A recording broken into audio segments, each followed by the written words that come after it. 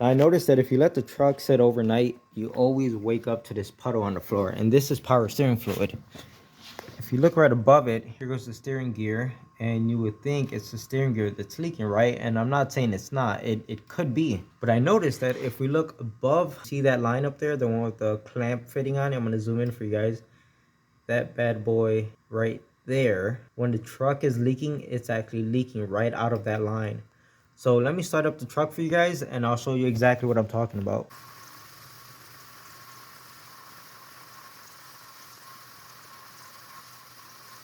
All right, so the truck was running for about 2 minutes, and we saw that hose leaking. It was very obvious. If you watch it long enough, you see it constantly drip. And well, the other line next to it, if we look at it right on top of the steering gear, which would be right there, I don't see any immediate like fluid coming out of it. But if we look at the same line over here off to the side, you can see how everything looks real nice and moist and wet. So I'm suspecting something is wrong with this crimp and it's leaking out of there. So I think the smart thing to do here is, if you're going to replace one line, just replace them both. I'm pretty sure they're inexpensive parts. Hopefully it fixes our leak here. We don't know if the steering gear itself is leaking. It is a possibility.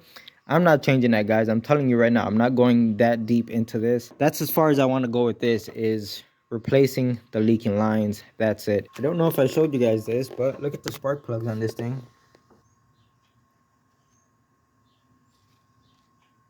As you can see, the spark plugs are looking pretty rough.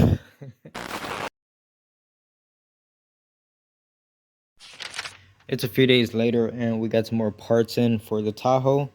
These are the two lines for the power steering, the high pressure side and the return. We got 8 new AC duct with spark plugs and a set of ignition wires.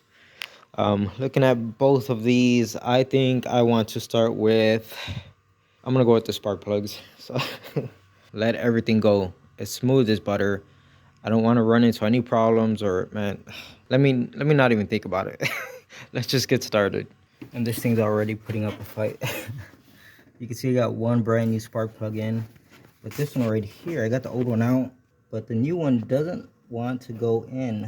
You can see the hole right there. I looked inside of there with a mirror the best I can, and the threads look fine, and obviously the spark plug is brand new, but I've been trying for a few minutes. I can't get it to line up. I'm not forcing it. I don't want to cross thread anything. I've only installed one spark plug, and this is where we are already. I should have known better. What's weird is that the original spark plug threads in just fine, and then these two that are kind of like thread chasers, you can see I got like slits cut into them, or slots, I don't know, whatever you want to call it, and it cleans up threads. And both of these thread into the block just fine, but the new spark plugs won't thread in. I tried 2 of them, and both of them won't thread in.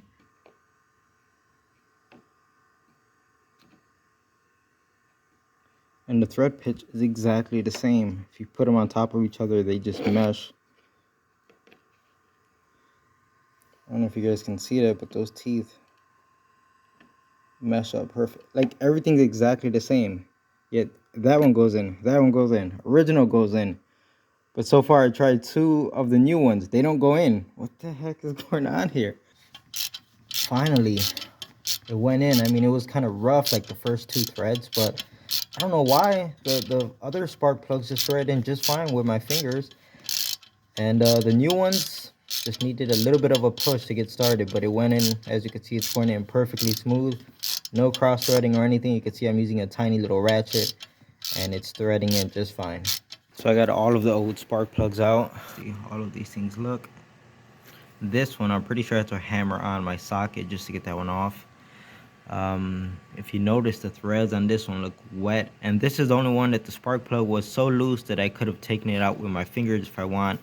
It was probably losing compression through the threads right there, and that's why everything's wet. Who knows? But that's all 8. There goes all of the old wires, and everything is installed, as you can see.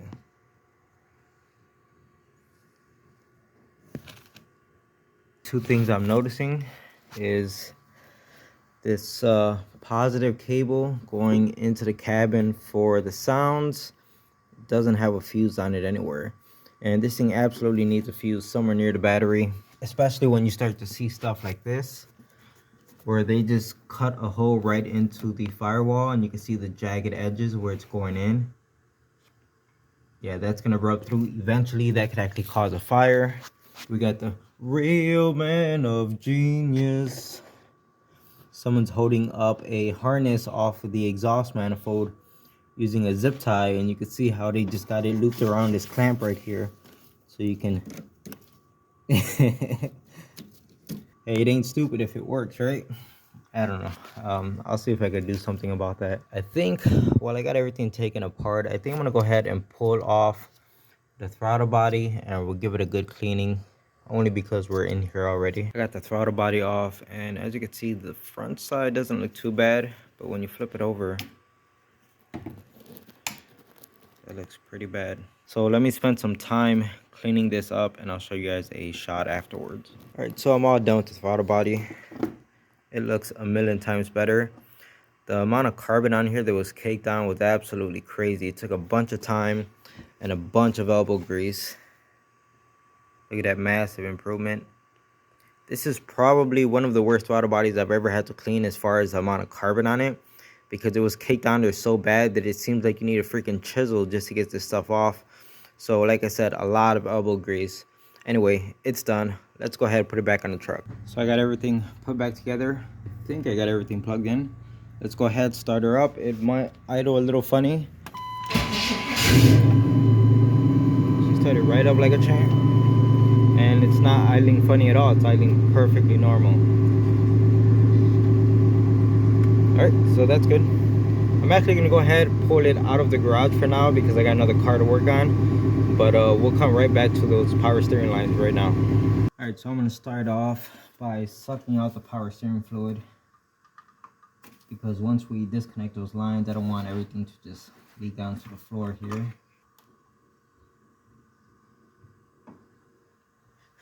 There's barely anything left in there, guys. This reservoir is pretty much empty already.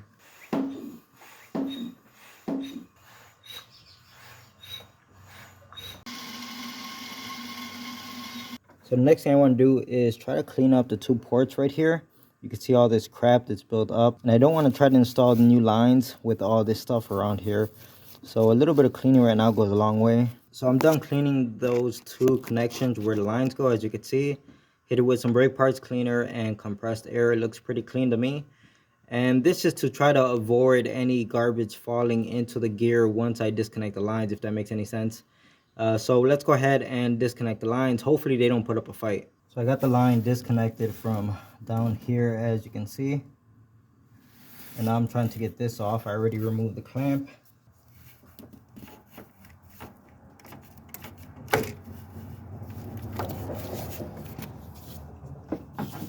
Alright, so we can completely get this line out of here now. So that first line, I used a regular wrench to break the fitting free. And of course, once it broke free, I smashed my hand on the engine block. But the second one, you can see we pretty much got a straight shot from up here. So I want to use a crow foot. You can see I got it right there already. 18 millimeter with all these extensions. And we could just hopefully break it free from up here. Come on, baby.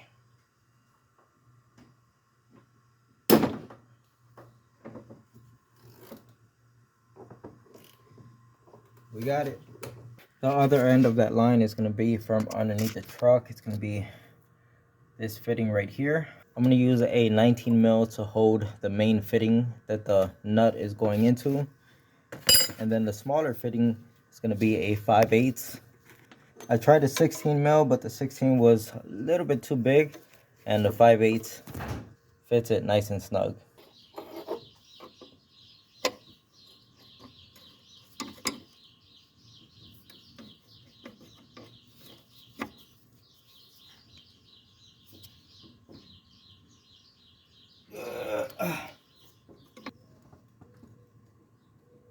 Oh my goodness, it doesn't want to come off.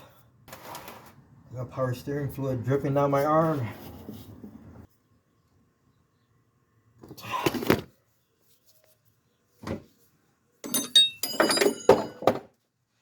Since I can't get the line off with wrenches, I want to try to get an impact gun in here, but in order to do that, I got to remove the line. So I'm going to use my Dremel to try to cut this line off. This is the point where you better be 100% sure that you have the correct part before you start destroying things.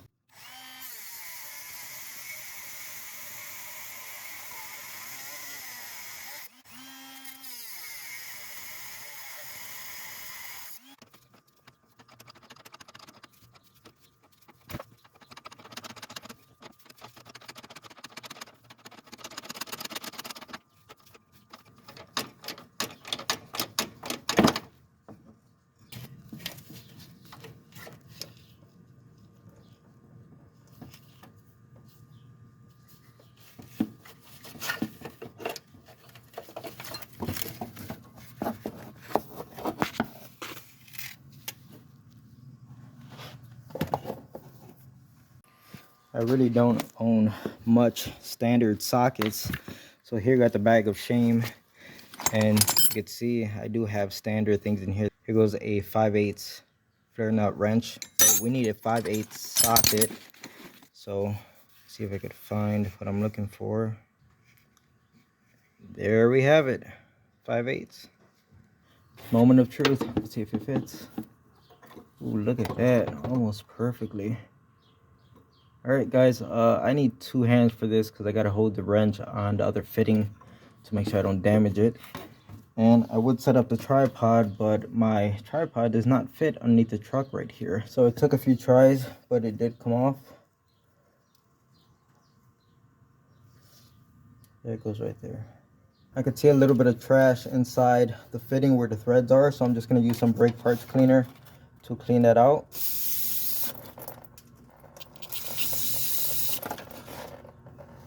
You don't want to install a brand new fitting or a new line with something that's contaminated like that, so make sure you clean it out. Here goes a new part, and if you're wondering about the brand, I've used this brand for years and I've had success with it. It's inexpensive and they work. And then there was another brand when I was on Rock Auto. So here goes the other line, okay? Now, it's the same brand. The reason why I'm showing you this is because the other brands on Rock Auto, not all of them, just the other ones I was looking at, they didn't actually have a crimp right here like this one does. All they had was a rubber hose like this, just slid over the line, and then they put a regular clamp on it, which I didn't like that. In fact, if we grab the old one, this is the exact type of connection that it had. Okay, so maybe they were just mimicking the OEM and how it just slides on, then they put a regular clamp on it. But I like that this company decided to do an actual crimp. You got to put the new O-rings on. One goes here, obviously. Another one goes on the other end. And I don't want the new seals to go on dry, so I'm going to use some Seal Glide just to make sure that the seal just slides on.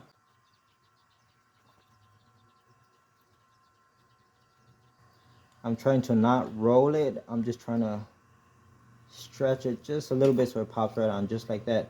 You want to try to avoid getting like one edge of the O-ring on and then rolling it over, because that could cause problems within itself. And again, a little bit of Seal Glide and just gonna rub it on the O-ring just to make sure it goes on lubricated and you're not gonna tear the O-ring when you're trying to install it. So I'm just gonna go ahead and repeat the same process for this side. So I got that first line put on the truck and it was a real pain in the butt. Here goes the second one. It should be a lot easier. It did not come with a new clamp, and I'm definitely not using the old rotted away one. So as you can see, I got a variety pack of clamps right here. I found this one, it seems to fit well. So yep, that's going to work. Looks good to me. Let's go ahead and put it on the car. Here's the shot from underneath the truck. You can see our connection right there, and both of our lines up there. All right, let's get a shot from the top. Let's go in for the money shot. I got a set of drill bits right here, and I'll show you in a second what I use that for. But there goes the lines right there, looking all pretty.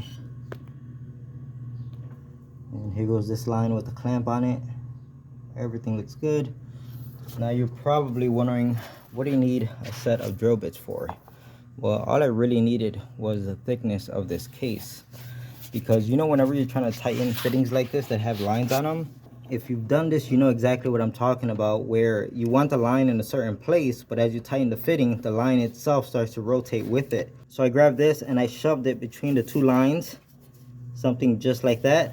And then I was able to tighten down the fittings, and it kept the lines exactly where I wanted them and spaced equally apart, so that when we remove the case here, look how nice they look, equally spaced apart. They're not touching anything, and it looks real clean to me. So that's it. At this point, I'm gonna put brand new power steering fluid in it. We'll start it up, we'll bleed the system. Guys, with this truck, I'm tired of saying the word bleed. So anyway, we'll start up the truck, bleed out the system, and check for any leaks. Hopefully, cross our fingers, we don't have any leaks anywhere, because I'm not in the mood for this. Ain't nobody got time for that. So I went ahead and put ATF in the system. This thing had power steering fluid in it before, which is like clear, and we all know ATF is like a reddish in color. And the reason why I did that is to distinguish on whether we have any leaks. It's just going to be a lot easier for me to see if we have a leak somewhere. Don't worry, ATF is perfectly fine to use in this power steering system. Oh, what the heck, I got a little bit of dirt on me. That's better. I'm finished bleeding the system. The power steering works just fine. Let's go ahead and check all of our connections.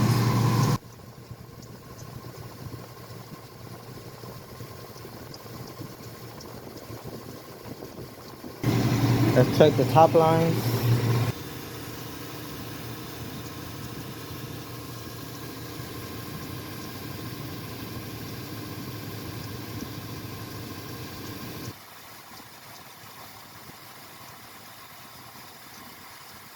I'm happy with the way all of this turned out. No leaks at all on our very first attempt. Really happy with that. There is a plastic cover that goes on the steering shaft, and you can see it clips onto the nut for the power steering line that we just put in place. So let me go ahead and put this back. Just like that. Now that we know that the power steering lines are all good, no more leaks at them, I'm gonna go ahead and spray all of this stuff right here with brake parts cleaner and dry it off. I'll let the truck run for like 5 or 10 minutes, and I'll put a fresh cardboard down like right here in this area. Tomorrow we'll see if we still have a leak here, and if it is leaking, we know it's not the lines because we checked them. They are dry as a bone. So if we still have a power steering leak right here on the floor tomorrow morning, then we know it's coming from the steering gear also. So there's nothing we do about that, because I am not changing a steering gear on this truck.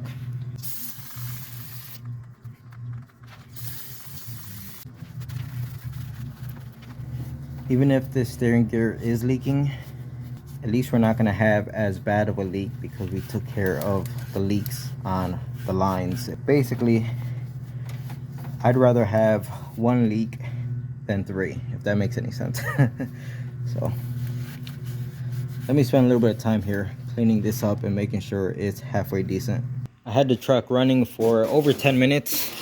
Let's go ahead and put this European cardboard for Chile. Put it right there. If you guys remember, overnight this thing will leave a big puddle of power steering fluid on the ground. So we'll find out what happens tomorrow.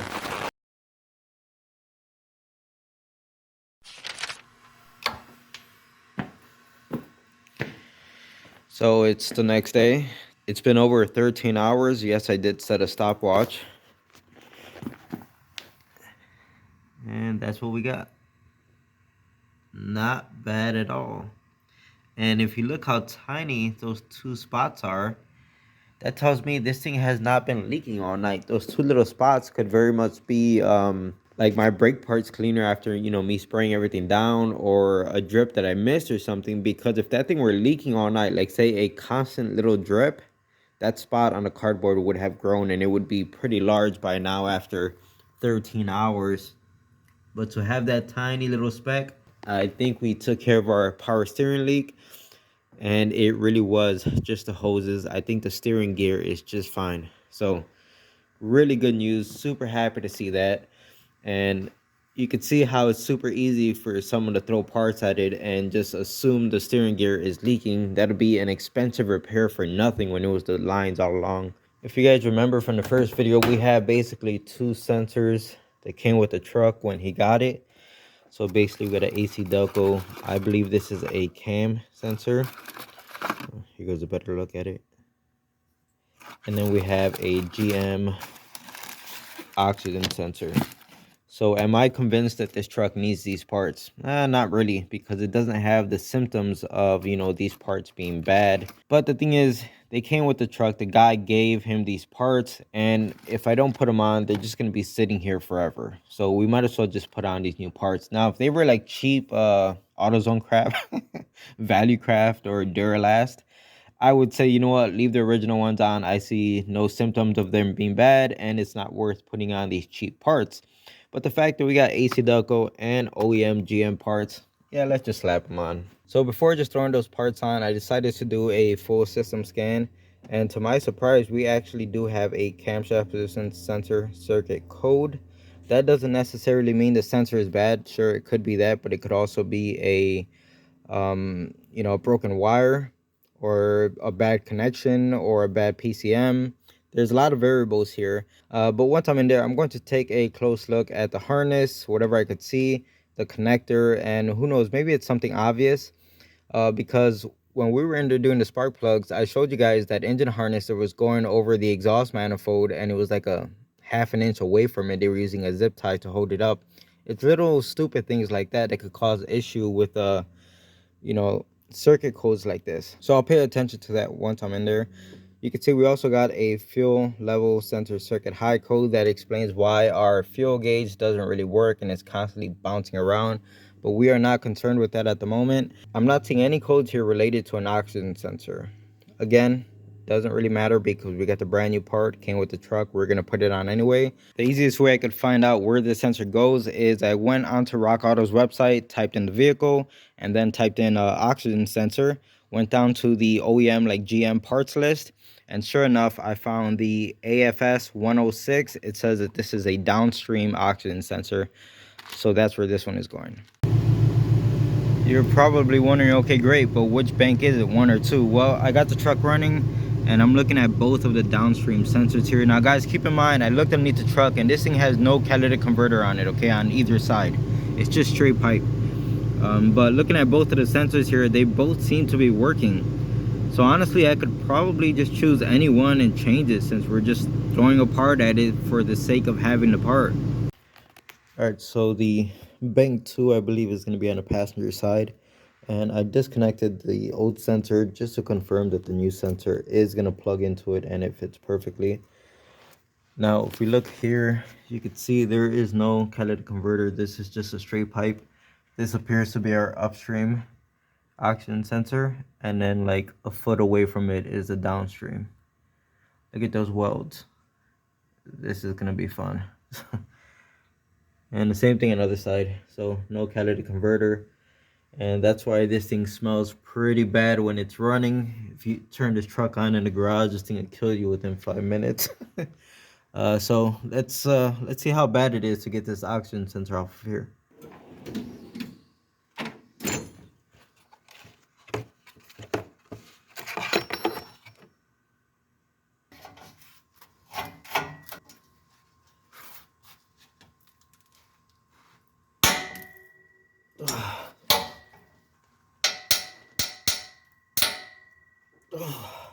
I need more power. This thing does not want to come off. You know what? It's time to give it the old college try.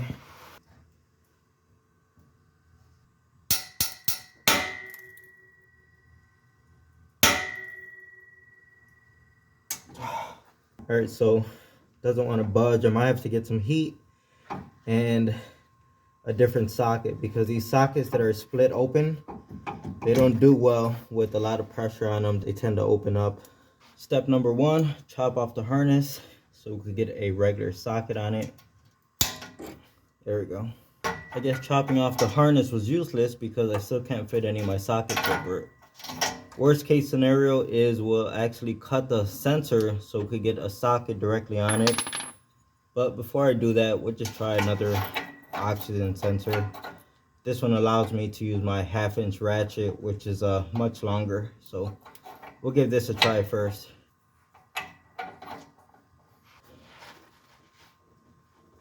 Let's go back to the foot method.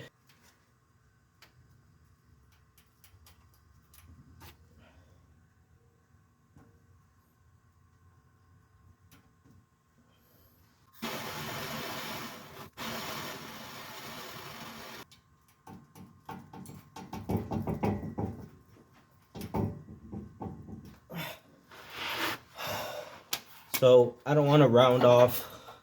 It's already starting to round off, but I don't want to make it even worse. So we're gonna have to knock off this sensor, cut it off, whatever, and then we can get a regular socket on that, hopefully.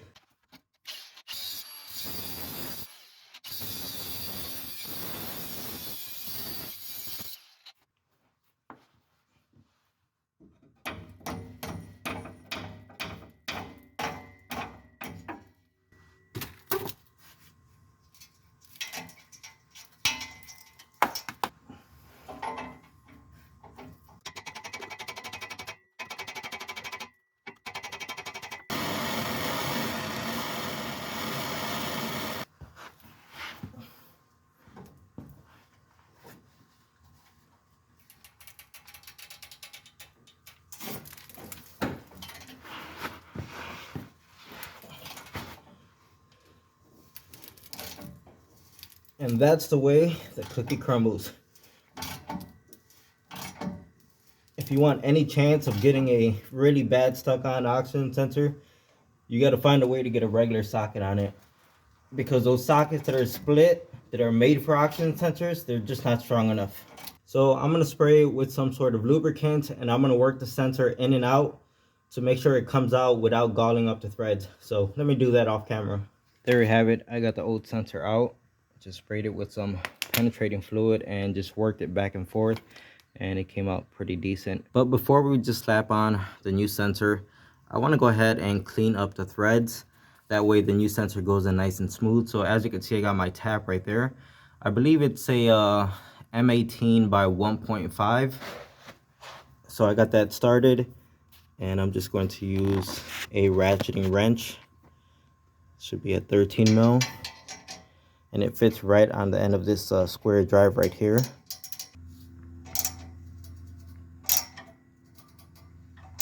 See, it's kind of difficult to get the tap to thread in, and this is exactly what you would be fighting if you just try to put the new sensor in. You're gonna mess up the threads. So use the tap, clean up the threads first. I got the tap going in and out nicely. So let's go ahead and remove this, and the new sensor should just go right in with no problems at all. And it's just about there. So we're just gonna grab a wrench and snug it down. And this is the benefit of using a tap to clean out the threads. Look how nice it threaded in. And there we have it. The sensor is all snug down. It's plugged in, and the connector is where it belongs. Looks real good to me. I'm happy with it. It was a pain in the butt, but I'm happy with how it turned out. So I'm in the middle of replacing the cam sensor. You can see I got the cap removed. I actually got it sitting right here. And if we look inside of here, you can see like all the corrosion that's built up on each of the little towers. So we don't have a new cap to replace this or a new rotor to go inside of there. So for the time being, I'm just going to use a small brass brush and clean up the corrosion on each of the posts. And yes, I am sitting inside of the engine bay. So let me put in some work here and get this knocked out. I'll show you guys the sensor once I remove it. So I got the sensor out. You can see it right next to the new one. They look the same, minus this one has a black band in the center, whereas the new one has a gray band, as you can see. I checked the harness that plugs into it, and it looks fine. I don't see any like damage to it. The only thing I'm seeing in the old one is, look at the pin on the inside. That looks bent to me, and I did not do that, guys. All I did was unplug it, and that's it. It seemed to unplug just fine. And looking inside of there, we could see what looks like a bent pin. If we look inside the new one, all the pins look nice and straight. So who knows, maybe we didn't have a good connection right here, and this is what was causing the code, but it's very obvious that that pin inside of there is bent. So I'm looking at the connector a little bit more closely here, and you guys see that brown stuff? Looks like a little bit of light, like surface corrosion. Doesn't look too bad. I mean, we don't got the green crusties or anything, but I want to go ahead and clean that up using this little kit I have right here.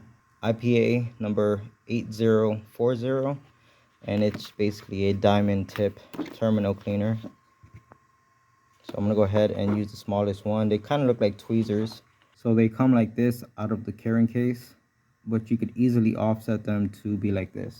And this is how I'm going to use them to get in there and clean. So here's something else that I'm noticing. You can see I'm using the tool and pushing it inside of where each pin would go to clean out the corrosion. And the middle pin is fine and the one on the right is fine, but the one on the left, I can't even get the tool in it. And if you look very closely, you can see how the plastic is deformed right there. And that's where the pin that was bent was hitting the plastic and actually bending it. So that pin was never even making contact with what it's supposed to. It was actually going into this plastic like void right there. So I'm gonna try to bend that plastic back and get this thing working how it should, so the pin actually goes into where it's supposed to. All right, there we have it. As you can see, I got the tool in there right now and the tension on it feels good. None of these feel loose or anything, so that's a good sign. So I plugged in the connector into the sensor and it actually popped in very nicely, and then I unplugged it again to have a look inside of here. I know I'm using the world's smallest mirror, so I'm happy with it. Like I said, it felt real good when it plugged in, so I know the pins are making contact. So that was pretty neat that we caught that problem with the pin fitment issue. That would have been something so simple to overlook. You know, someone just throwing parts on, they wouldn't even have noticed and they would have just rammed that connector back into there again. So I'm happy I found that issue, and I can almost guarantee you that that's going to fix our circuit code. Not 100% guarantee. I want to say like 96. But what's funny is this isn't the first time this has happened, or something like this has happened to me, where a customer is like, hey, my car is broken and this is the part that it needs, can you put it on for me? So you go in there to put the part on, right? And then while you're in there, you notice something that's wrong and you fix it, and that's actually what fixes the car, not the changing of the part. So anyway, let me go ahead and wrap all of this up. So I got everything put back together. I don't think I missed anything, so let's go for that first startup. Started up like a champ. It's running good, nice and smooth. Let me connect the scanner. We'll clear out the codes and see if that circuit code for the camshaft comes back. All right, so the codes have been cleared.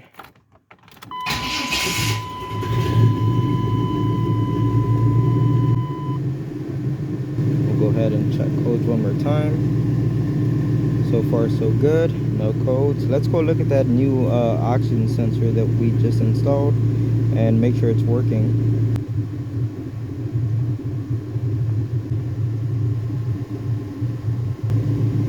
Alright, so it was the bank 2 sensor 2, that's the one we replaced. That's going to be this one down here. And as you can see, it is working just fine.